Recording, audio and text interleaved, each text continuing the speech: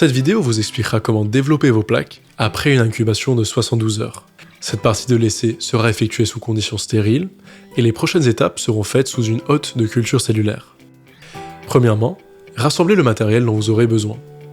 Vous aurez besoin des plaques traitées, des composants du kit Advanced Targeting Systems, de 5,5 ml de PBS réchauffé à 37 degrés Celsius,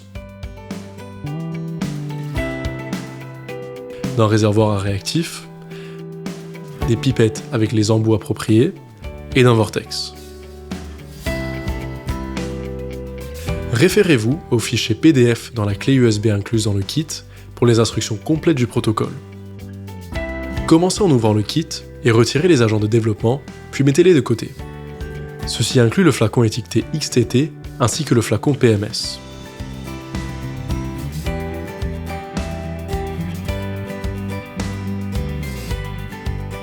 L'étape suivante est de mélanger les agents de développement ensemble en commençant par passer le flacon XTT au vortex brièvement.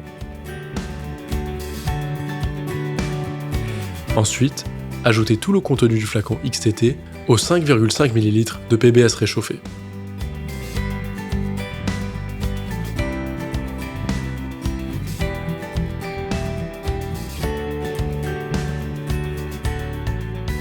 Vortexez brièvement pour vous assurer que la solution soit bien mélangée. Ensuite, passez au vortex le flacon PMS. Transférez 92 microlitres de PMS directement dans le flacon contenant le PBS réchauffé et le XTT.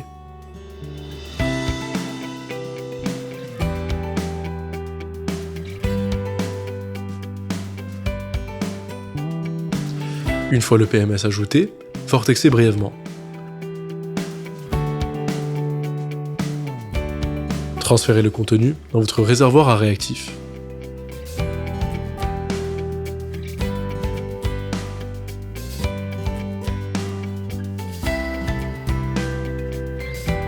Réglez votre pipette multicanaux à 50 microlitres et transférez 50 microlitres de la solution de développement dans chacun des 60 puits de chaque plaque traitée.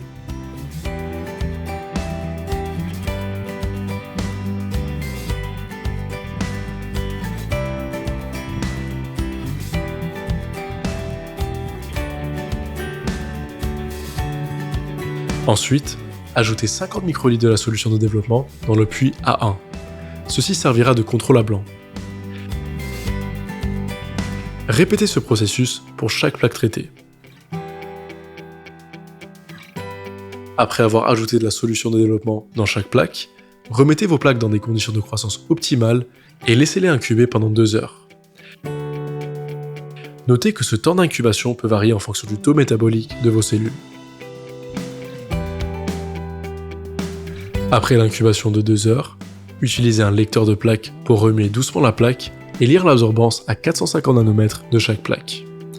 Vous pouvez maintenant utiliser ces données d'absorbance pour déterminer la déplétion cellulaire en pourcentage des puits de contrôle.